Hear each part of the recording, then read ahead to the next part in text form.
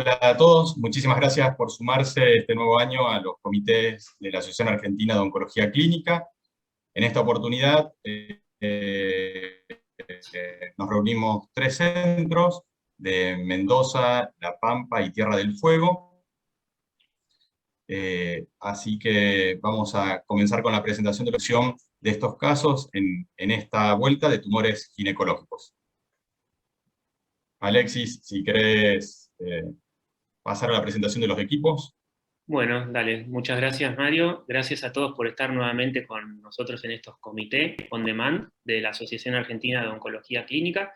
Hoy tenemos el honor de tener 3 centros de distintos puntos cardinales de nuestro país. En la presentación de casos estarán el doctor Mariano Mandachain, de Medicentro de la ciudad de General Pico, La Pampa. Después tenemos de la ciudad de Ushuaia, Tierra del Fuego, a la doctora Verónica Baro y a su equipo. Y en la discusión y en la coordinación del comité estará a cargo de la doctora Gema Agil, de la ciudad de Mendoza, del Centro Oncológico de Integración Regional. Ahora, si cada uno de ustedes pueden presentar a su equipo, empezamos por la doctora Verónica Baro, de Ushuaia. Hola, buenos días. Gracias por la invitación a la Asociación Argentina de Oncología Clínica, por la iniciativa. Presento a mi equipo, que parte está en Ushuaia, trabajando conmigo desde el Sanatorio San Jorge y lucha contra el cáncer Ushuaia, al doctor Gustavo Gil, que es anatomopatólogo. Luego nosotros tenemos una particularidad que, como no contamos con algunas especialidades o ciertas tecnologías, compartimos pacientes con otros centros, especialmente de la ciudad de Buenos Aires. En este caso, con el Hospital Británico de Buenos Aires, esta paciente es compartida con el servicio de gineco-oncología, con el doctor Julián Di Guilmi, y el servicio de imágenes del Hospital Italiano de Buenos Aires, en este caso representado por la doctora Elizabeth Montalvo. Muchas gracias, Verónica. Mariano, desde La Pampa. Hola, buenas tardes a todos. Bueno, yo soy Mariano Mandachain. Nosotros tenemos un centro oncológico. Esta es una ciudad chica de 54.000 habitantes. Somos 2 oncólogos que estamos en el centro. Uno es el doctor Matías Toso, y bueno, el otro soy yo, obviamente. En este momento el doctor está atendiendo, pero bueno, se va a conectar con nosotros en cualquier momento. Bien, gracias, Mariano. Y bueno, quienes va a coordinar el comité, la doctora Gema Gil, si podemos presentar a tu equipo también. Hola, ¿cómo están? Bueno, muchas gracias a la asociación por la invitación a la coordinación y a esto que nos une a todos en lo académico. Yo soy de COIR, del Centro Oncológico de Integración Regional de Mendoza, y conmigo van a estar acá discutiendo hoy y coordinando la parte de tumores ginecológicos, la doctora Bergamín, que está a cargo de radioterapia en Fuesmen, que es la parte de radioterapia que está con nosotros en COIR, la doctora Valdemoros, que es la patóloga, en la quien confiamos bastante y nos saca muchas dudas siempre, y la doctora Mampel, que es la genetista que está en nuestra institución. Muchas gracias. Muchas gracias, Gemma. Bueno, Mariano, si querés, podemos empezar con la presentación de tu caso y después seguimos con el resto. Bueno, muy bien. Esta es una paciente que, bueno, se atiende en nuestro centro desde ese año, desde el 2010. Ella consultó en septiembre con 56 años en aquel momento.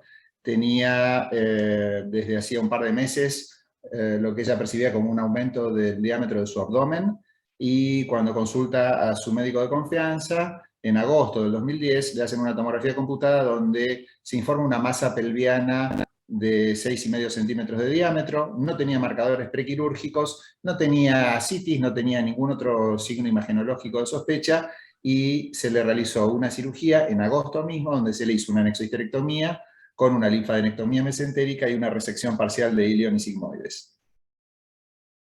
La anatomía patológica informó un adenocarcinoma que comprometía ese anexo, el útero, el sigmoides y 2 ganglios mesentéricos. La inmunohistoquímica, ustedes la ven aquí, es una citocreatina 7 positiva, Después todo el resto negativo, la citocreatina 20, el CEA, el BCA225, el WT1 y los receptores hormonales, todos negativos, con lo cual el informe de la inmunohistoquímica concluye adenocarcinoma seroso papilar de ovario.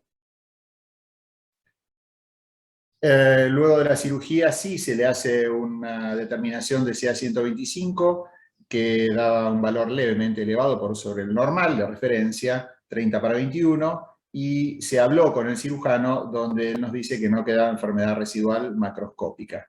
En ese momento, entonces, la paciente inicia en septiembre del 2010, el mes posterior a la cirugía, su adyuvancia estándar con paclitaxel y carboplatino. Completa el sexto curso en diciembre de ese año, y en enero del año 2011 tiene un CA125 normal. La paciente queda en control clínico y por imágenes. En 2016, esto es efectivamente 5 años después, los controles que nosotros hacemos son los habituales, tomografía anual, y a los 6 meses probablemente sea 125 o una ecografía, pero se la sigue básicamente con tomografía y marcadores. 5 años después, en un control habitual, sin síntomas asociados, ella tiene un CA125 normal, su tomografía de tórax es normal, pero en la tomografía de abdomen y pelvis se detecta un nódulo de 2,5 centímetros entre la pared abdominal y el hígado. No tenía ninguna otra imagen sospechosa, y en ese momento se le realiza una punción con aguja fina que es positiva para células neoplásicas. En ese momento se evaluó cuál era la mejor conducta a seguir, y obviamente siendo el único sitio de lesión, se le realizó una resección quirúrgica. Fue algo extremadamente sencillo porque era una lesión muy chica, y al cirujano no le generó ningún trastorno. La inmunohistoquímica informó negatividad para actina de músculo liso, citocreatina 20 y receptores progestínicos. El CEA y la citocreatina 20 fueron positivos en el componente glandular, receptores estrogénicos positivos en el componente glandular en un 60%, y la vimentina fue positiva con patrón heterogéneo, con lo cual la conclusión fue metástasis de carcinosarcoma. Bueno, en ese momento yo detengo acá la presentación porque en realidad este es el punto, el punto bisagra, digamos, en la historia clínica de la paciente, porque en ese momento la paciente fue efectivamente presentada en comité de tumores en el Instituto Alexander Fleming, donde se procedió a evaluar cuál era la mejor conducta a seguir en ese momento en una paciente que había quedado sin enfermedad residual, pero con esta sorpresa de la inmunohistoquímica, y por otra parte se discutió a ver si había que hacer algún otro procedimiento diagnóstico. Acá detengo la presentación y, bueno, expongo el caso ante el comité a ver cuáles son las opiniones, digamos. Bueno, muchas gracias, Mariano. Yo, a modo de resumen, quisiera presentar el resumen, y ahí vamos haciendo cada uno las opiniones, a ver qué les parece y cómo seguiríamos con este caso en este punto, ¿no? Mirando para atrás. Bueno, se trata de una mujer de 56 años que, por la consulta al aumento de diámetro, el dolor abdominal de 3 meses de evolución, que realizó una cirugía R0 con anexisterectomía más aumento ilion y sigma, y por la anatomía patológica nos dice que es un adenocarcinoma seroso papilar, y se descartó el origen digestivo, por lo cual se realiza una quimioterapia adyuvante por 6 ciclos.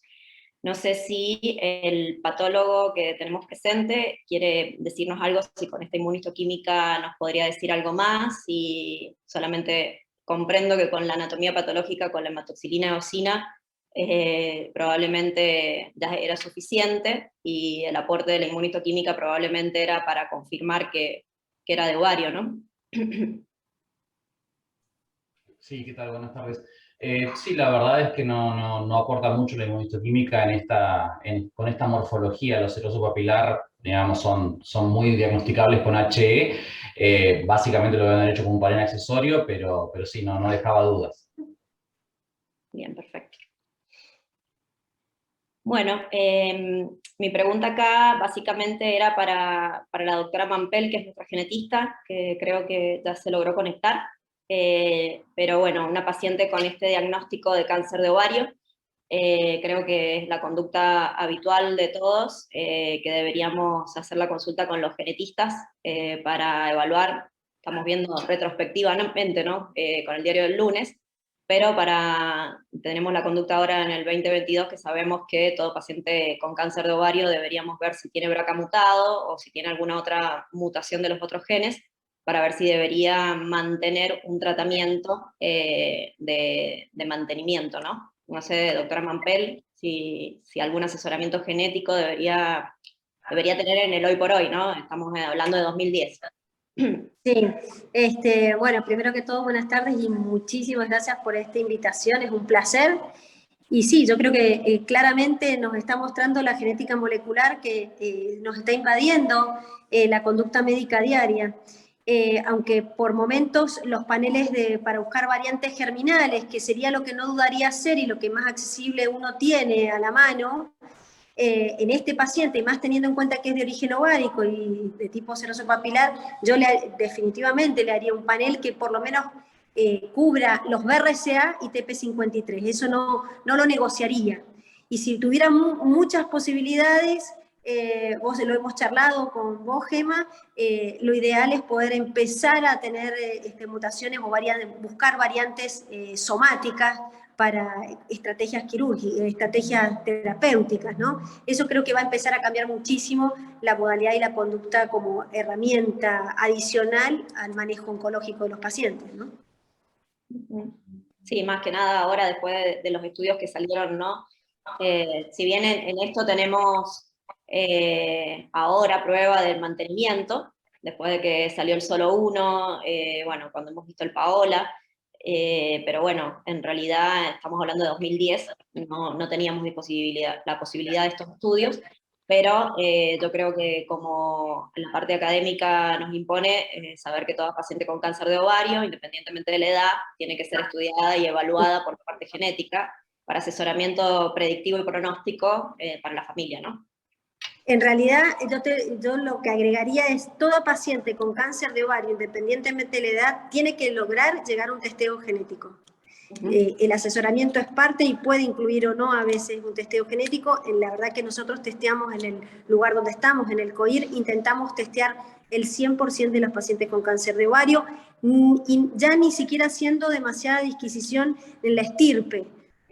Porque aunque en un comienzo eran solo los serosos papilares, los endometroides nosotros tenemos registro de carcinomas de ovario de tipo endometroides con mutaciones en BRCA. O sea que, aunque es más sugestivo, no me permitiría sacarles oportunidades desde el punto de vista terapéutico a las pacientes.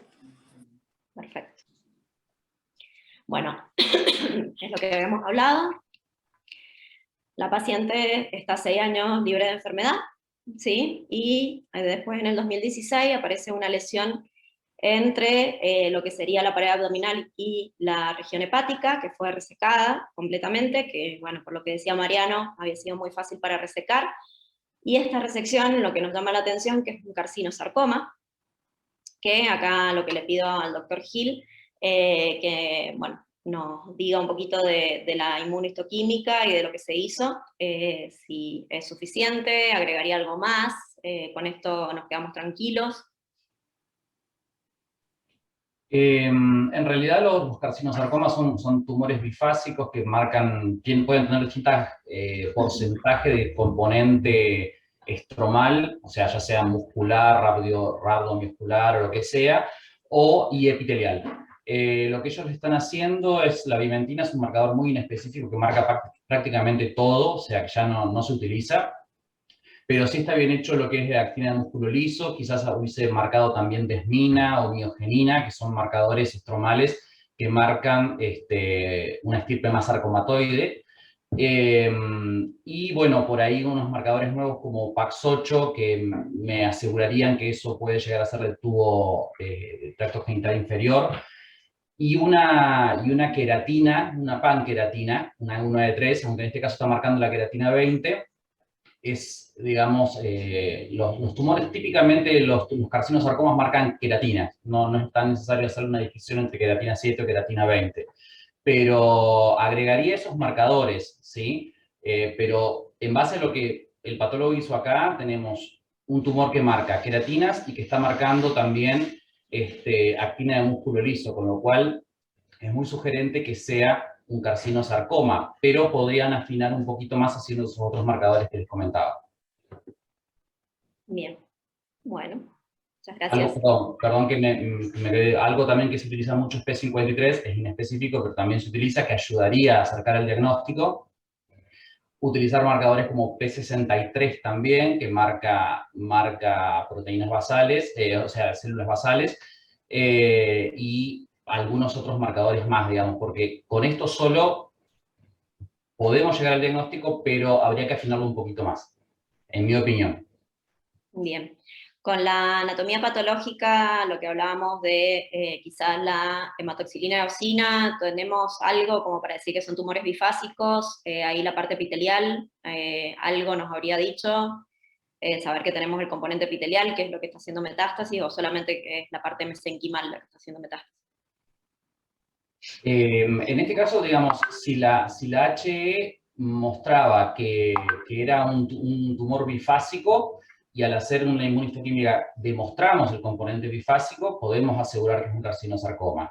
Hay que tener en cuenta otros diagnósticos diferenciales. Por ejemplo, muchas veces los carcinomas endometriales tienen áreas sarcomatoides y no necesariamente es un carcinosarcoma. Muchas veces los sarcomas, propiamente dicho, tienen áreas epitelioides y no necesariamente son adenocarcinomas. Así que habría que ver muy bien la HE, ver la HE en la metástasis, ¿no? Ver qué es lo que está mostrando y hacer una marcación. Y si en esa marcación, como les digo, se demuestra el componente bifásico, estromal y epitelial. No sé si me expliqué bien. Sí, perfecto. Bueno, ahí nos dejaste ya con la duda, Mariano, no sé cómo siguió la paciente, si recibió algún tratamiento más, una evaluación.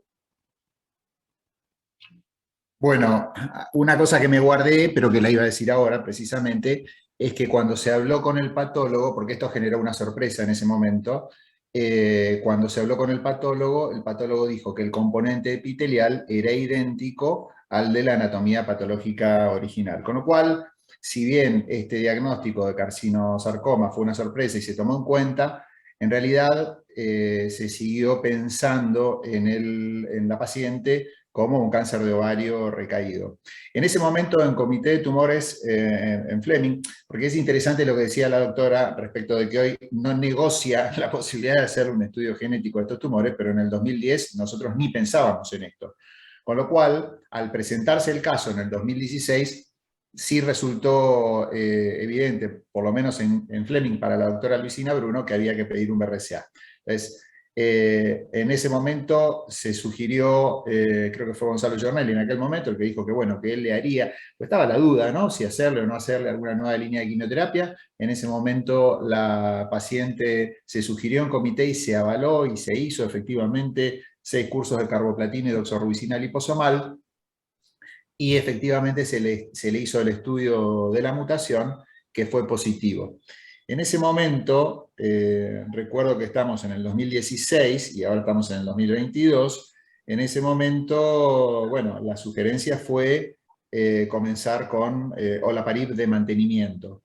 Lo conversamos con la paciente, estuvo de acuerdo, lo conversé con el auditor de la obra social, la señora tiene la obra social provincial, y efectivamente comenzó su terapia de mantenimiento con olaparib, cosa que está haciendo hoy en día 5 años y pico después. En todos estos años, la paciente tuvo una tolerancia razonablemente buena. La verdad es que lo que más la ha molestado han sido los síntomas digestivos. Y sin embargo, bueno, continúa después de tantos años con el olaparib. Bien. El motivo de presentación ahora en este comité me pareció interesante para ver la secuencia y cómo fue la historia en los últimos 12 años de algo que inicialmente ni siquiera lo teníamos en cuenta, y hoy, como bien dice la doctora, no es negociable. Entonces, me parece que es interesante aquí en el comité es pensar si efectivamente, al ser una lesión tan pequeña, se curó simplemente con la cirugía, si efectivamente hay una especulación, si habrá tenido algún rol esa segunda línea de quimioterapia que hizo, pero ciertamente, ¿qué hacemos con el olaparib? En una paciente que hace 5 años y monedas que lo recibe, y bueno, yo obviamente no lo sé, ¿no? Continuar para siempre, terminar en algún momento. La bibliografía realmente cuenta que hay una chance de segundos tumores, básicamente leucemias en pacientes que reciben olaparib.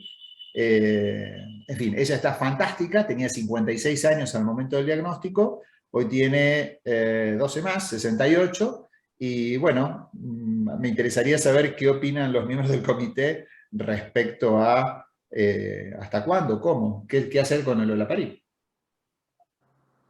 Yo te puedo hacer una pregunta, yo no voy a opinar de olaparib, pero algo molecular. Vos dijiste que encontraron una mutación en BRCA, primero, BRCA1 o BRCA2, solamente investigaron BRCA, investigaron otros genes como TP53. BRCA2 y no, efectivamente no se investigó absolutamente nada, esos dos nada más, 1 y 2, y dio la mutación BRCA2. Y solamente fueron variantes germinales, no tenemos acceso a variantes somáticas. No. Bien. Bueno, yo creo que la pregunta del olaparib hasta cuándo la tenemos todos, ¿no? Porque eso no, en el estudio no nos lo dice. Y haciendo un poquito la revisión, acá, bueno, de carcinosarcoma mínimo, porque ya lo dijo el doctor, pero bueno, en la inmuno es importante ver también el HER2, KIT, las mutaciones para BRCA, y porque es importante, y dentro de los carcinosarcomas podemos tener endometriales u uterinos, y los ováricos. Los ováricos son muy poco frecuentes realmente, se ven en un 1 o un 2%, y tienen el BRCA mutado. Yo acá, bueno, la doctora Mampel, si querés hablar un poquitito de esto, mínimo, en honor al tiempo, pero... No, mínimo para, a ver, un poco se ha ido viendo, me encantó que se tome lo no negociable, ojalá que todos lo tomen así, no negociable, hacer ver en estos pacientes pensar en que no podríamos prescindir de BRCA y de TP53 me parece importante, y en este caso se sabe que es de origen ovárico, pero en un primer momento yo le agregaría todos los paneles para los genes que codifican MMR, porque más de una de estas publicaciones que les muestro yo hablan de origen común en estos tumores con la vía del TP53, como también de las vías de los genes que codifican MMR, como MLH1 o MSH6. Entonces, los paneles nos están brindando información en un solo ensayo y nos pueden responder alguna de las tantas dudas razonables que nos pueden surgir en este tipo de pacientes. Nada más hice como un collage de muchas de esas publicaciones que ya deben tener 2015 para adelante, nos están mostrando este tipo de planteo, ¿no? Bien, y con respecto al solo 2, que es el que nos muestra que tiene beneficio, estas pacientes que tienen el BRCA mutado, en los que la reinducción, o sea, cuando estaban recaídos se les hacía una inducción con platino, y después el mantenimiento con olaparib, se vio que incluso hasta 51 meses o más todavía tienen beneficio en sobrevida, que esto es algo que los oncólogos poco vemos en cualquier otra patología, y con estos inhibidores PARP hemos logrado una sobrevida de 51 meses versus el placebo que se usó ahí con este estudio, y esto fue una actualización en el ASCO 2020, y la verdad que este estudio no nos dice hasta cuándo. Yo creo que si la paciente tolera bien y no tiene ningún efecto colateral, no sabemos la respuesta con los estudios, ¿no? No sé qué opinan el resto de los oncólogos, si frenarían o no frenarían el tratamiento, y si la paciente tolera, y al principio fue algo digestivo, que es lo que habitualmente vemos, o anemias, que es lo que se puede llegar a ver en un principio, pero que se puede manejar, tampoco son severas, más allá de que el registro de leucemias o síndromes mieloproliferativos, más que nada, crónicos, era bajito, menos del 1%, no no sé si uno se arriesga a suspender y que después la paciente recaiga, ¿no? No sé qué opinan el resto de los oncólogos, qué harían con esta paciente, si le suspenderían el olaparib o seguirían. Sí, yo creo que es interesante, es lo que nos sucedió con el trastuzumab, con los inhibidores HER, con los inhibidores de BRAF en melanoma, cuando tenemos respuestas completas, que realmente sacar una droga que vemos que funciona, o que por lo menos en este caso sería como una pseudoadyuvancia, porque en realidad no había quedado enfermedad medible. Entonces esa sería la única cuestión, ¿no? La paciente después de la cirugía quedó sin enfermedad, y no sabemos si hubiera recaído a posteriori. Tendría en cuenta la toxicidad, el deseo de la paciente, también, bueno, la buena fortuna de que se la están suministrando su cobertura de salud, que también no deja de ser un punto a tener en cuenta. Pero creo que es una pregunta que nos hacemos todos con las respuestas que estamos teniendo con estos nuevos tratamientos y los blancos moleculares que funcionan en pacientes puntuales, ¿no? Les realizo una consulta a los expertos en el caso de suspenderlo y que la paciente tenga una nueva recaída. Supongamos que se pueda resecar, ¿no? Un caso similar al que tuvo ella, nuevamente. ¿Retomó olaparib? Bueno, en eso hay un estudio que se presentó el año pasado en ESMO, que es el ORIO, que realmente tiene poquito tasa de respuesta y poquito seguimiento, y son pocos los pacientes, porque como decíamos recién ahora reaparecieron el tema de la evaluación de los BRCA, de las respuestas, y entonces los pacientes que recaen y se pueden incluir que se pudieron incluir en este estudio eran poquitos. Entonces la verdad que el beneficio fue escaso, pero hay que evaluarlo en el tiempo, ¿no? Ese estudio es reciente y habrá que ver qué pasa, porque estos pacientes que han recibido en este estudio el mantenimiento y todo, tienen muy buena sobrevida, y los que están en el mantenimiento de una tubancia también, entonces es poco lo que tenemos como para incluir adentro de estos estudios. Se puede reinducir después de hacer un tratamiento, pero están poco claros estos seguimientos de estos pacientes. Se podría ver, pero sí, es una opción. La verdad que la evidencia es escasa todavía, no hay tanto. Yo quiero agregar algo, Gema. ¿Puedo? Sí, por supuesto. Sí. No, interesante respecto de lo que decía la doctora. Yo particularmente, los que tenemos unos cuantos años en esto, que hemos visto muchas drogas que han comenzado, que nos han sacado de nuestra zona de confort y que hemos pasado de la incredulidad a la aceptación y después a la cotidianeidad. La verdad es que en la historia del cáncer de ovario, hace no muchos años, una paciente que recaía tenía una sentencia de muerte a mediano plazo. Esto es así. Y estamos empezando a ver pacientes, no solo en ovario, sino en otras patologías, que hacen respuestas, o como en este caso, no tenía enfermedad medible, pero sí un mantenimiento, y hablar 6 años después de una paciente que está demostrada la recaída, más allá de la duda del componente sarcomatoso de este tumor, me parece que es espectacular que nos desafíen con este tipo de dudas, ¿no? ¿Qué hacer, si seguir o no seguir con una droga después de 6 años? Pero bueno, enhorabuena y bienvenido para las pacientes que se pueden beneficiar de esto. Así que yo, como médico tratante, la verdad es que de vez en cuando lo pregunto a los colegas, pero mi idea es seguir con el olaparib, mientras ella lo tolere bien y su obra social se la siga proveyendo. Sí, yo estoy de acuerdo con vos. Yo creo que no nos animamos a suspender sin la evidencia científica, porque si recae después, ¿qué hacemos? Hasta que no haya algo de evidencia que nos diga hasta cuándo, y si la paciente tolera bien y tiene calidad de vida, yo creo que es lo que deberíamos hacer, ¿no? Bueno, es muy interesante el caso, yo creo que se puede publicar, porque tiene muchas cosas interesantes y me parece que sería bueno publicarlo, ¿no? Es muy interesante. Bueno, muchas gracias por compartirlo, y si les parece, seguimos con el segundo caso. Es una paciente de sexo femenino de 64 años de edad al momento del diagnóstico, que tiene antecedentes como diabetes tipo 2, en tratamiento con hipoglucemiantes orales, sin antecedentes familiares para cáncer, médica de profesión, con controles ginecológicos habituales, normales hasta ese momento, que presenta como primer síntoma metrorragia en el año 2017, Se estudia con una ecografía en principio donde no se informan hallazgos patológicos. Su ginecóloga no le cerró su clínica porque seguía con metrorragia y la envía a realizar un legrado endometrial que realiza en diciembre del 2017, y el resultado de la AP de ese legrado es hallazgos consistentes con carcinosarcoma de endometrio.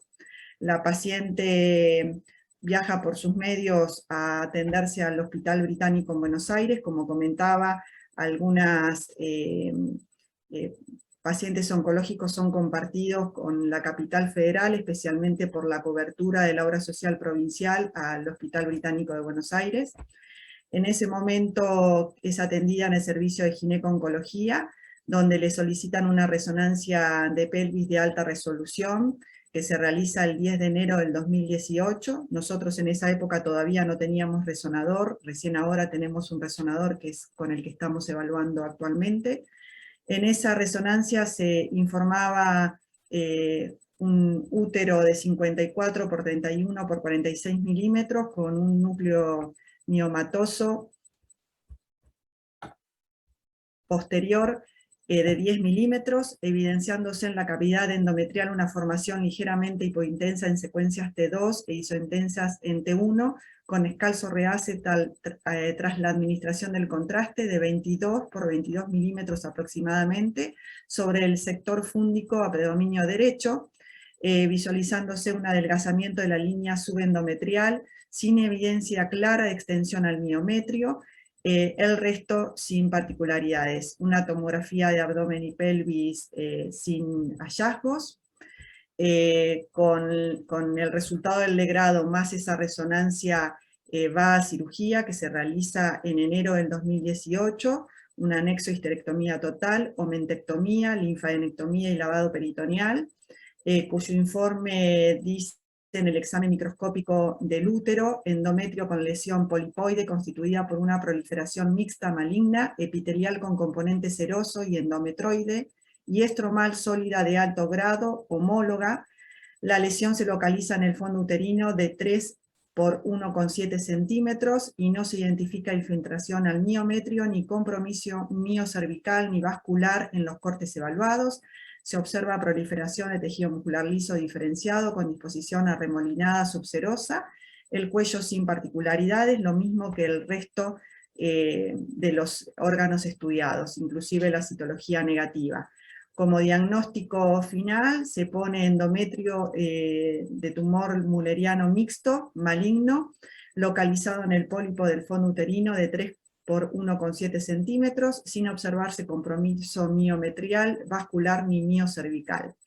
La inmunohistoquímica que confirma este diagnóstico fue negativa para miogenina, para desmina compromiso focal en el área sólida, AML positiva focal en el área sólida, la bimentina positiva en el área estromal, y se estadificó como estadio 1A1, por lo que se decidió en ese momento realizar solo braquiterapia de alta tasa en la cúpula vaginal con criterio adyuvante, que hizo una dosis total de 2.400 centigrades.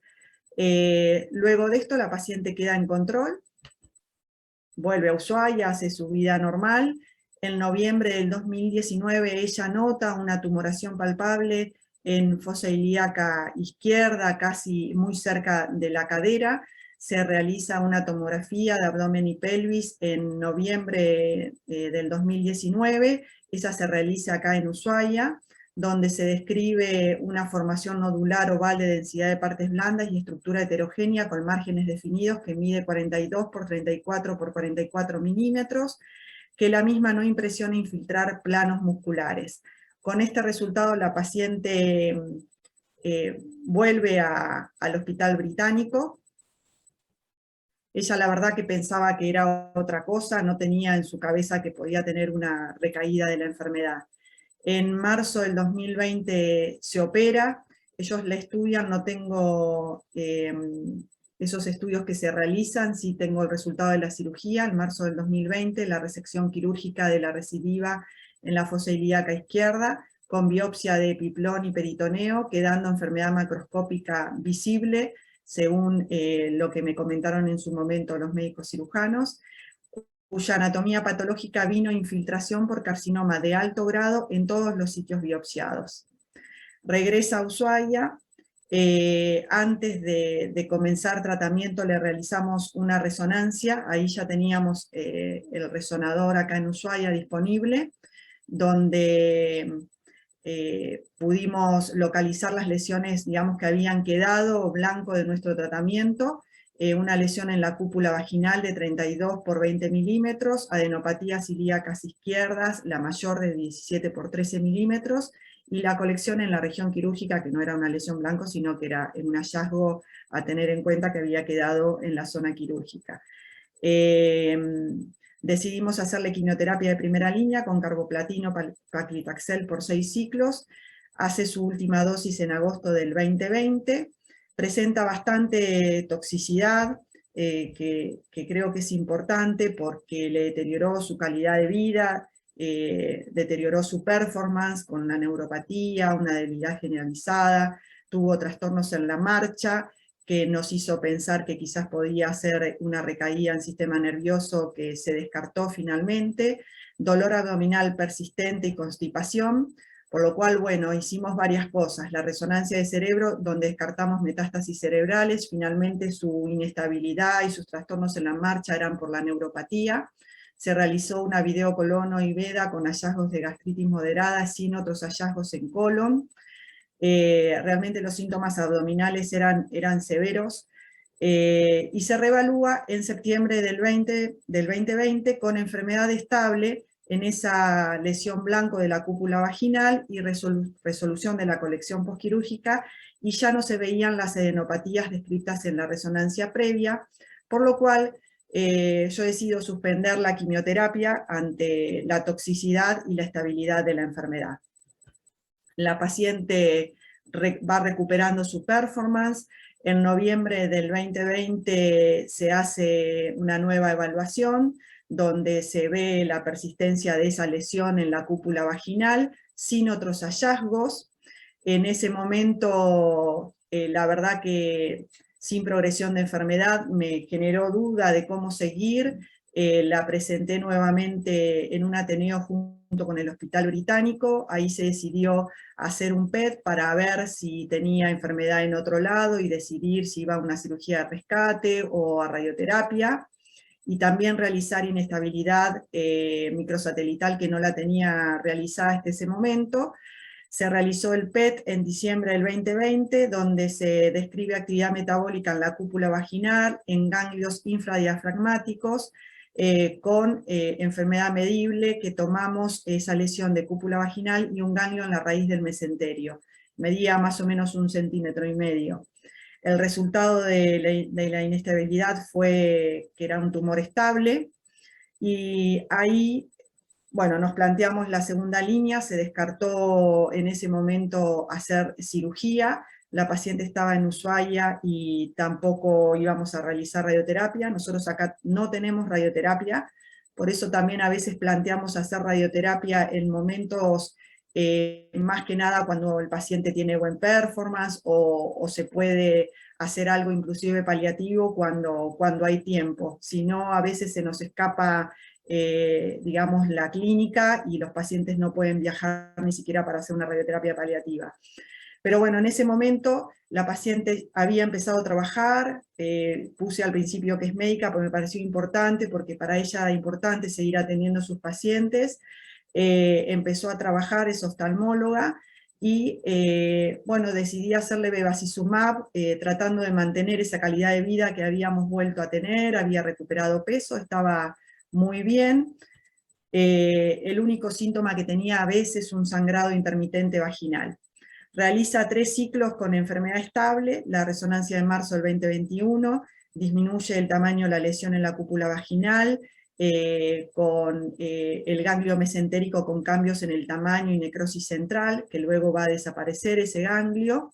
Continuó con bevacizumab, con esta respuesta en el ganglio, y la enfermedad estable en la cúpula vaginal. Siguió con beba hasta septiembre del 21. En ese momento viene entre un ciclo y otro con edema del miembro inferior izquierdo, y al examen físico se denota un ganglio inguinal de 2 por 2 centímetros, descarté TBP por ecografía, y en la misma ecografía, bueno, se certifica ese conglomerado ganglionar. Acá puse la ecografía, bueno, que describe los distintos ganglios. Con esto la vuelvo a reevaluar. En la resonancia de octubre del 2021 se ve un pequeño aumento de la lesión blanco de la cúpula vaginal, presencia de ganglios ilíacos externos, el ganglio mesentérico nuevamente creció un poquito, y ganglios inguinales izquierdos, el mayor de 14 milímetros. Bueno, aquí podría ser motivo de discusión qué podría haber hecho ante esta progresión de enfermedad, ya con síntomas, con el edema del miembro inferior izquierdo, un poco de dolor también en la región inguinal, ¿sí? Y con la continuidad de esa ginecorragia intermitente. Decidí hacerle doxorubicina liposomal, la cual está haciendo en este momento. Hoy hizo el 6º ciclo. La reevaluación al 3er ciclo tiene enfermedad estable, y bueno, y el motivo de presentación es, ya llegamos al 6º ciclo de esta 3er línea, todavía no tengo la nueva evaluación, pero me genera, digamos, duda cómo seguir con esta paciente, ya que sigue trabajando, sigue con su neuropatía periférica. Ella sigue preguntando por su sangrado vaginal, si no tiene una opción de radioterapia paliativa, por si en algún momento llegara a tener una complicación de ese tipo. Y la otra pregunta es, ante también el diagnóstico del carcinosarcoma del principio, y estas recaídas y la evolución, que si bien ha tenido, digamos, persistencia de enfermedad, no ha tenido una agresividad como la que esperábamos al principio, ¿no? Si rebiopsiaríamos, si tendríamos en cuenta el componente más epitelial o el componente más sarcomatoso para elegir la 4ª línea. Bueno, dejo abierta a la discusión. Perfecto, muchas gracias. Acá el resumen, bueno, de la paciente de 64 años con antecedentes de diabetes tipo 2, con la metrorragia en 2017, y con el legrado que indica que es consistente con el carcinosarcoma de endometrio. Un poquito la línea del tiempo, pero bueno, que en el 2018 hace la anexohisterectomía con hormonectomía, linfadenectomía y lavado peritoneal. Si bien en los carcinosarcomas está un poco dudoso la linfadenectomía, pero se recomienda hacerlo porque es el lugar a donde hace la metástasis habitualmente de los carcinosarcomas, es a nivel ganglionar, y lo está comprobando esta paciente que tiene metástasis ganglionares. Se hace el diagnóstico del tumor molleriano mixto, localizado en el pólipo, con un pólipo en fondo uterino, que la inmunistoquímica, bueno, nos define un poco el diagnóstico.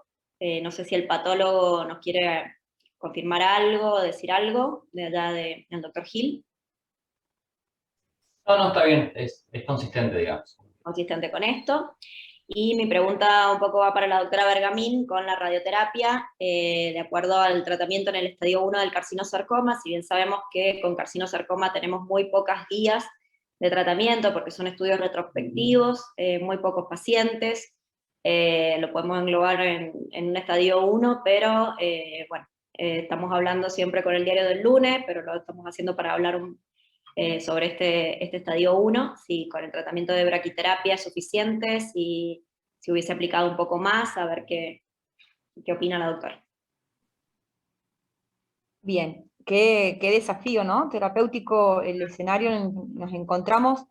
Habría que dividirlo en 2 partes. En esta etapa del tiempo que lo estás planteando, Gema, que es la etapa de adyuvancia, en esta histología que no hace tanto era clasificada todo como sarcoma y era tratada, manejada como sarcoma, por lo que los estudios, como dices, retrospectivos, recién hay 2 estudios prospectivos en radioterapia, en donde sí se observa un mayor control local de la enfermedad con el uso de radioterapia externa asociada o no a braquiterapia, y partiendo de las indicaciones como en el PORTEC 1, con los factores de riesgo para evaluar si requiere o no radioterapia externa. En este caso, por la anatomía patológica que tenía la pieza quirúrgica, era invasión linfovascular negativo, no infiltraba miometrio, sí tenía como factores de riesgo mayor de 60 años, y por supuesto la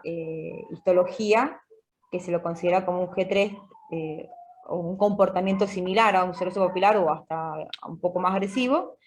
En estos estadios 1, la braquiterapia está considerada suficiente. Repito, es a nivel retrospectivo, por lo tanto, hay otras series donde asocian externa con quimioterapia, y también se ha observado mayor control local, pero no hay un estudio que defina que el tratamiento estándar sea la radioterapia en la adyuvancia. Si nos manejamos con los mismos criterios. Y en estos tipos de histología, que siempre debemos volver a la bibliografía, porque no es muy frecuente, recordemos que esto, en un 3% de los casos de tumores uterinos son carcinosarcomas, siempre debemos volver a las guías, y las guías son bastante escasas, pero la dosis realizada en braquiterapia debería ser considerada suficiente. Por lo menos lo que uno busca es el control local para disminuir la recaída regional en este caso, porque solamente se hizo a nivel de cúpula.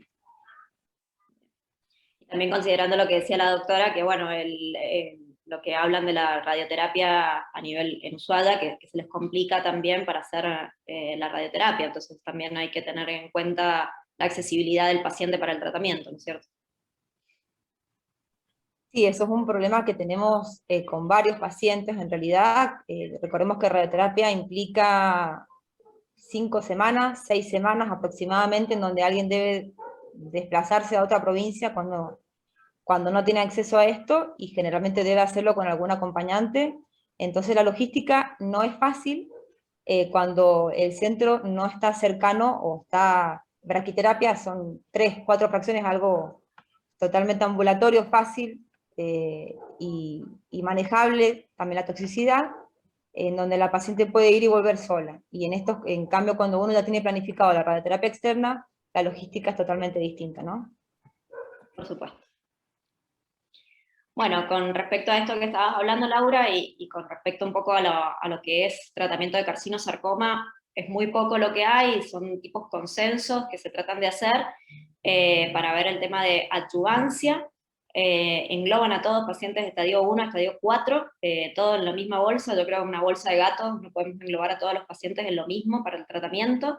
Lo único que por ahí uno encuentra, un estudio que se hizo en ASCO 2019, que lo presentaron, que llama la atención, 637 pacientes en los que estaban incluidos estadio 1 y estadio 2, que eran 46%, en los que comparan carbopacli versus ifosfamida con paclitaxel, en los que tenían un beneficio en la sobrevida global. Sí, bien no era significativo comparado con lo que era el pacli cisplatino, no tenía una P significativa, pero que tenía beneficio en la sobrevida global. Y esto habla de una menor toxicidad, que requiere más seguimiento, obviamente, porque no hay resultados finales, y lo proponen como un estándar de tratamiento en los pacientes que debería tratarse a todos, del estadio 1 al 4, con este tratamiento. Entonces hablan de una multimodalidad, quimioterapia, más radioterapia pelviana, más braquiterapia. Pero la verdad que estos pacientes tienen muy mal pronóstico, y todo hasta ahora son estudios retrospectivos, no tenemos mucha evidencia. Entonces creo que cada paciente de esto siempre hay que discutirlo en comité, ver lo que tenemos al alcance, ver cada paciente cómo lo tenemos, y para poder hacer el tratamiento y la accesibilidad, ¿no?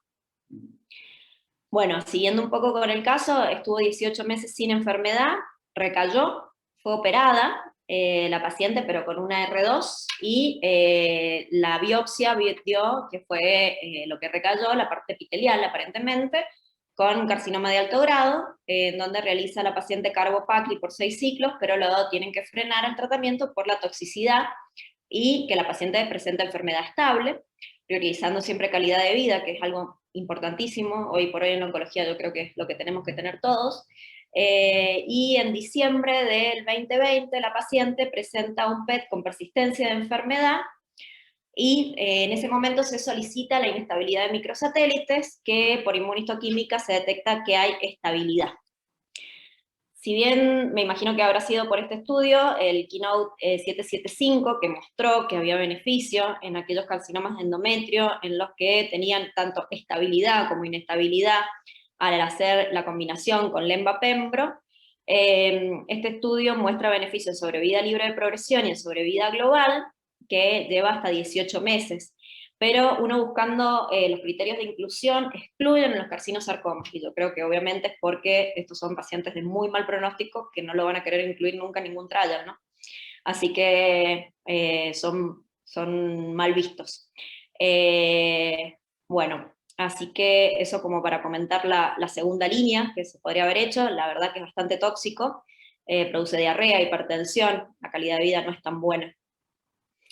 La paciente sigue con bevacizumab y mantiene una sobrevida libre de progresión de 6 meses, y la recaída sobre todo es ganglionar y en cúpula vaginal.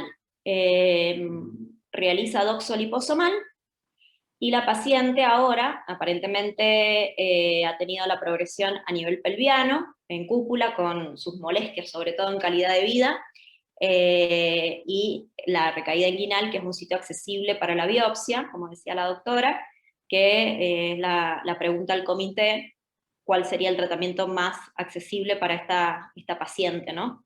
Entonces, evaluar la radioterapia paliativa para mejorar los síntomas pelvianos. No sé, Laura, vos qué decís, de acuerdo a la radioterapia que ella recibió de Braqui, si tiene más dosis para realizar, qué se le podría ofrecer para mejorar síntomas. Por ahí, perdón, tenemos Sí. las imágenes de eso que no lo presentamos, está la doctora con las imágenes, por ahí le sirve a la radioterapeuta ver la zona donde está la lesión. Bien.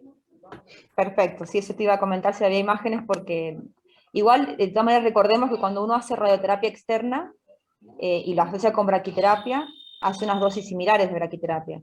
Entonces, la posibilidad de tratamiento externo está. Simplemente hay que ver y saberle explicar a la paciente que a veces puede no ser abarcable y ir solamente dirigido a la parte de cúpula que infiltra vejiga, que es lo que hoy por hoy está dando más síntomas, o la región inguinal, que es la que está provocando este edema. Hola, ¿cómo están? Voy a mostrar las imágenes de la última resonancia, muestro las secuencias T2. ¿Me avisan si ven todos? Sí, se ve perfecto. Okay. Bueno, la formación que se describe en relación a la cúpula vaginal es esta, con un sagital.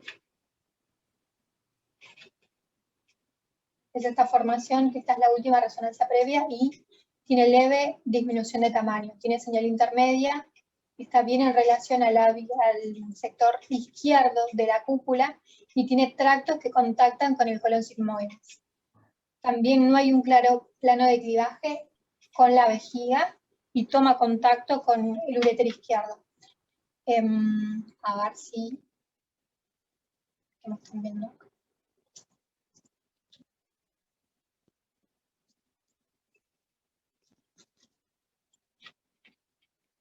Es esta la formación, y tiene claros signos de restricción en difusión, que es lo que marca la celularidad.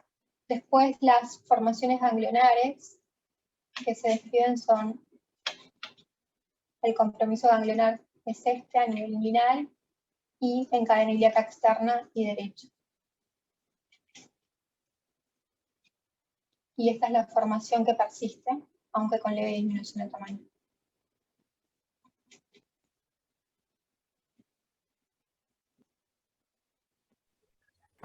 Bien, bueno, primero, antes que nada, como dijo la doctora Gil, lo primero es tener calidad de vida, y realmente para una paciente el dolor y el sangrado son las principales cosas que le limitan la vida cotidiana. Esto ya va por la cuarta línea, creo que dijeron, de tratamiento sistémico, y ya aparentemente hay una infiltración con compromiso de vejiga, que a lo mejor no ha fistulizado, pero puede que esté a pronto a fistulizar, ya por la misma evolución propia de la enfermedad. Sí haría o ofrecería un tratamiento radiante paliativo, pues el mismo comportamiento del tumor me está diciendo que está progresando, que se está teniendo muy poca respuesta a tratamiento sistémico a nivel local. Hay esquemas de tratamiento de 40 Gray que se pueden hipofraccionar para que se puedan ser entregados en 3 semanas aproximadamente, siempre y cuando la técnica sea lo indicado, en el sentido de una técnica IMRT que me permita proteger al máximo la parte, como vieron, colon sigmoides está muy cercano, o sea que ese colon va a recibir el 50% aproximadamente de la dosis que yo vaya a dar a la lesión de la cúpula, con el riesgo de lesión a nivel del colon sigmoide. Pero creo que esto es discutible con la paciente. Si la pregunta es si se puede indicar, si se puede administrar dosis paliativas para eso mismo, paliar los síntomas de sangrado o progresión a nivel de vejiga, sí, estaría indicado. Paciente mía, yo le indicaría, le colocaría un catéter WJ a nivel de uréter izquierdo para disminuir la probabilidad de estenosis a nivel de uréter, de compromiso ureteral, y sí indicaría la radioterapia, por supuesto, teniéndolo en cuenta que la paciente hoy está con un escaso sangrado, pero puede comenzar a sangrar en mayor cantidad más adelante, y ya es distinto planificar en apuros o con la paciente con ese grado de ansiedad, que hacerlo ya más tranquilo ahora que el sangrado es algo escaso. No sé la paciente qué opinión tiene de la radioterapia. No, ella es, digamos, si bien es médica y tiene conciencia de su enfermedad, realmente lo que más le interesa es mantener su calidad de vida, porque sigue trabajando, se mueve, y cada vez que tiene sangrado es lo que le preocupa. Aparte también es lo que le está mostrando que está enferma, lo mismo que los ganglios palpables. Entonces, siempre en cada consulta es, ¿y cuándo vamos a hacer radioterapia? Entonces, por eso también un poco, en algún momento lo habíamos planteado, en la primera recidiva, después vimos que tenía más de un ganglio, entonces quisimos hacer tratamiento sistémico. Pero creo que ante la estabilidad, entre comillas, de la progresión, que siempre es ganglionar y siempre es en el mismo lugar, lo de la cúpula vaginal, a mí es lo que más me preocupa, porque creo que un sangrado masivo acá no lo vamos a poder resolver de otra manera. Igual, recordemos que en septiembre del 2020, digamos, creo que el que hizo el quiebre en no radioterapia fue el PET, que se realizó, en donde se vio esa extensión. Y los estudios posteriores han sido de resonancia. Probablemente esta paciente tenga mayor compromiso del que estamos viendo. Es muy probable, si se realiza un PET el día de la fecha, que a lo mejor haya mayor compromiso, pero estamos ahora hablando básicamente de lo que a ella le está alterando su calidad de vida. Biológicamente, ¿se puede administrar más dosis? Sí, claro que sí. La intención es totalmente paliativa. Ella debe estar informada de la posibilidad de fístula vésico-vaginal, con la probable incontinencia que pueda llegar a producir eso, pero dentro del punto de vista de la radioterapia, sí se puede realizar un tratamiento de radioterapia externa.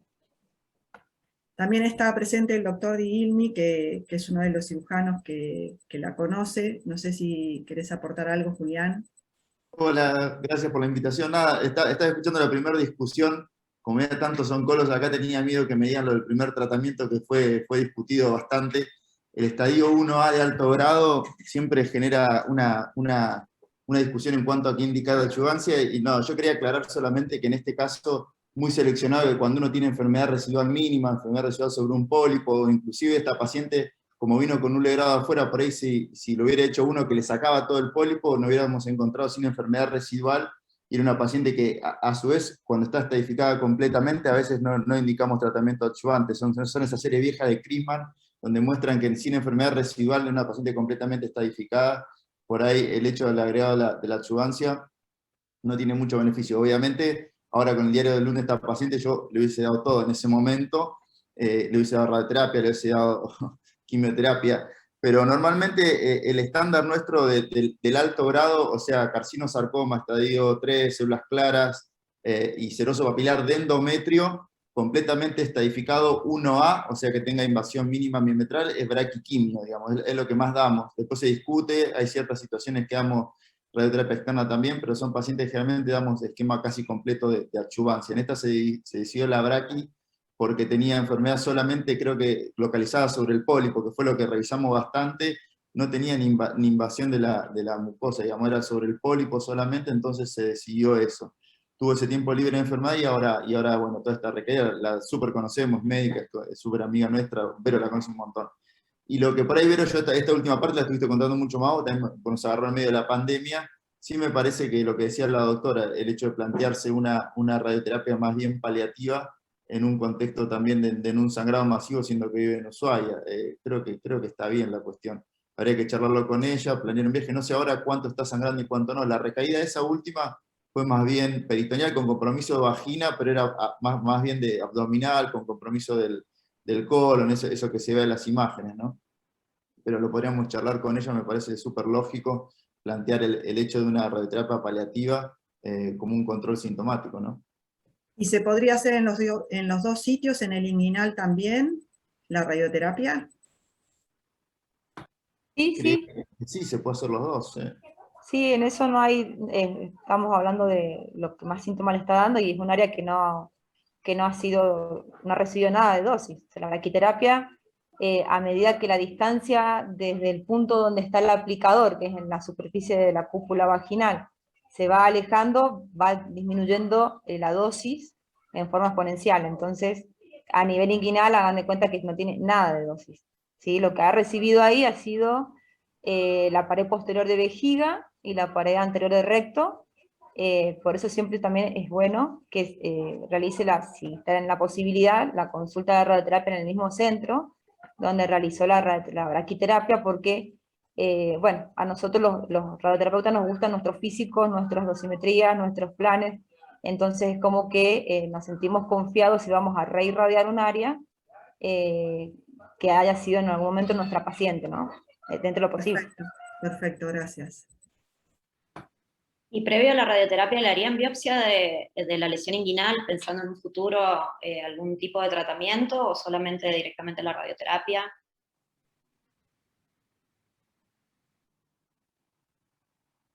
¿Puedo aportar algo? Por supuesto.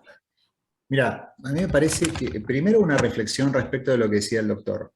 Yo creo que esta evolución desgraciada que ha tenido esta paciente, paradójicamente le jugó en contra tener un estadio tan temprano, porque digamos, un estadio 1A, uno está más tranquilo, se pone más conservador. Quizás si hubiera tenido un poquito más de enfermedad, o una enfermedad localmente un poco más avanzada, hubiera recibido un tratamiento agresivo. Y a mí me parece que uno tiene que estar tranquilo espiritualmente con este tipo de pacientes, porque es verdad que retrospectivamente todos sabemos lo que pasó, pero me parece que probablemente los beneficios de esta enseñanza le van a servir a otros pacientes que tengamos. Yo creo que ninguno de los que estamos escuchando esto en esta reunión, si tenemos la posibilidad de ver una nueva paciente que venga con carcinosarcoma, creo que todos vamos a ser hiperagresivos, aunque sea por haber escuchado este comité. Eso por un lado. Y por otro lado, 4 años después, 5 años después, con una paciente que tiene su enfermedad bastante limitada a la región pelviana, yo creo que, por un lado, sí creo que habría que hacerle una biopsia, porque aunque no, ahora en este momento no se tome ninguna decisión, puede haber algún factor que sea accionable en un futuro no muy lejano, ya sea porque venga todo sarcoma o porque venga todo tumor epitelial y digamos, bueno, vamos a hacerle tal o cual cosa, o alguna cosita más sofisticada que nos permita pensar. O sea que sí le haría la biopsia a esta señora, que ya se salió de todos los estándares, obviamente. Creo que tiene una pelvis virgen de radioterapia, porque la braqui ha actuado ahí en un campo muy pequeño, entonces me parece que si ella está molesta realmente por ese sangrado y todo, coincido con lo que dice la doctora respecto de que ahora es más fácil irradiarla y no esperar a que eso progrese y se transforme en una calamidad o se fitulice o lo que fuera. Y después, el manejo paliativo de estas pacientes, pero de todos los pacientes, en realidad surgen de varios factores, pero básicamente es la relación médico-paciente. Depende de la templanza y el carácter del médico que trata y sigue a la paciente, de los mismos factores de la paciente, su historia, y fíjense en los que estamos en comunidades chicas del interior, cómo nos condiciona también al momento de tomar decisiones, cómo están representadas las especialidades, o si tenemos tecnología o no, para poder, porque yo vivo en una ciudad de 54.000 habitantes, siempre lo digo, tengo un servicio de radioterapia que hay un montón de países que no tienen, no ciudades ni provincias, países que no tienen, porque tengo 3D y MRT en una ciudad chiquita. Y en cambio ahí en Ushuaia tienen que mandar al paciente que tiene que hacer probablemente centenares de kilómetros para ir a recibir su tratamiento. Entonces me parece que hay tantos factores médicos, personales, culturales y extramédicos que tienen que ver con la logística que, digamos, que tomar las decisiones y todos van a surgir de esa negociación con esta señora, con esta paciente. Así que, bueno, la verdad que todos le deseamos lo mejor, creemos que tiene un futuro, la verdad que pobre, oscuro a mediano plazo, pero sí creo que tiene alguna cosita ahora como para ofrecerle, y que por otra parte ella va a ver que, digamos, no es que se le baja un poco la cortina, sino que hay cosas como para seguir planificando a futuro. Exactamente, yo creo que sí, le haría la biopsia inguinal y quizás en algún momento hasta se pueda hacer un foundation o alguna cuestión, alguna evaluación, como decía Mariano, de alguna mutación accionable o algo para proponerle en un futuro, si es que tiene la accesibilidad para hacerlo, obviamente, eso hay que evaluarlo y también que la obra social lo cubra después, porque uno pide un estudio y después hay que ver si eso nos da para hacer un tratamiento y que nos lo vayan a autorizar, ¿no? Porque uno en la parte científica quiere hacer cosas y después no tener el aval para hacer el tratamiento. Así que sí, como decía Mariano, y bueno, acá hemos visto en el comité 2 casos de carcinosarcoma, creo que se dio la casualidad de 2 casos que, a ver, carcinosarcomas no son habituales, pero pudimos ver uno de muy buena resolución, buen pronóstico y una evolución favorable, y otro lamentablemente de una mala evolución local, sobre todo pelviano, que es lo que más le molesta a la paciente, de calidad de vida. Pero bueno, como decía Mariano, las posibilidades que tenemos en diferentes centros y en diferentes lugares, pero sobre todo lo que tiene que primar es el estudio de cada uno y el contacto que tiene uno con el paciente y la calidad que le puede dar uno al paciente, como calidad de vida, que es lo más importante, ¿no? Y que siempre estudia y evalúa y ve qué es lo mejor para el paciente.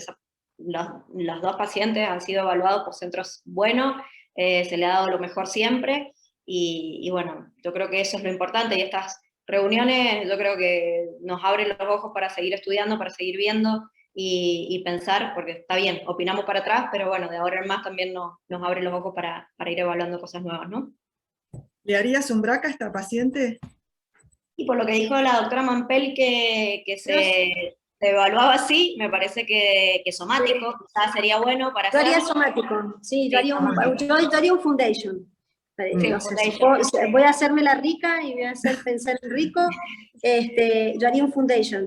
¿Por qué? Porque si uno tiene el acceso a una mutación somática, las de alta penetrancia, como son los BRCA, TP53, ahí, dependiendo de la fracción alélica que tenga, te vas y buscas la germinal, pero ya tenés que hacer, qué acción hacer, alguna posibilidad.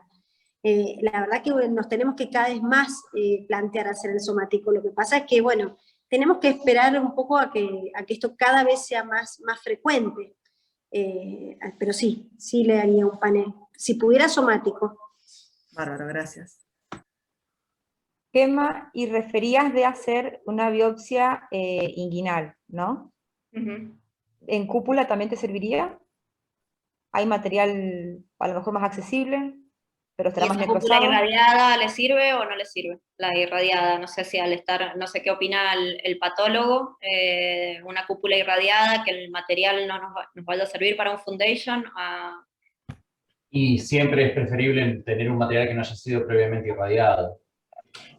Claro. Irradiación significa haber destruido el ADN, vas a tener ADN degradado, vas a tener fragmentado, tratar de buscar la mejor calidad de materiales para una secuenciación y con ese nivel de profundidad que necesita el Foundation, sí, irradiado no se trataría de evitarlo, buscaría una muestra... Excepto hacerlo sobre la primer biopsia, digamos, sobre la pieza original también.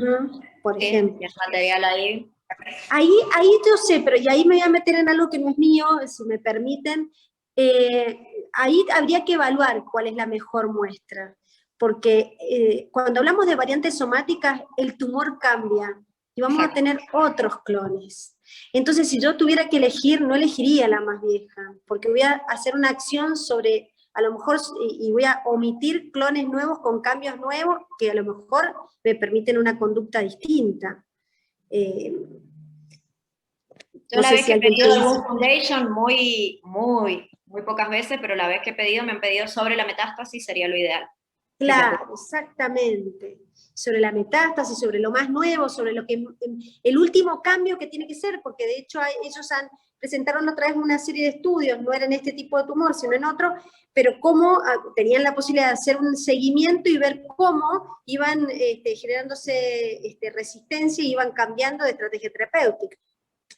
A partir de nuevos clones y nuevas variantes. Bárbaro, muchísimas gracias. La verdad, los aportes sirven mucho y también da tranquilidad. La paciente sabe que está siendo presentada en Ateneo porque le pedí su consentimiento, así que, bueno, le comentaré a ella lo que hemos charlado. Perfecto. Sí, no, muy bueno el caso. Les agradecemos muchísimo, nos sirve mucho para la OC poder llegar a los distintos centros, poder conocer cómo trabajamos también en los centros del interior, los que comentaba recién tanto Mariano como Gema, y para los próximos pacientes seguramente un aprendizaje importante nuestro. Así que bueno, muchísimas gracias de nuevo y nos encontramos en el próximo comité. Muchas gracias. Gracias. Gracias a todos. Gracias.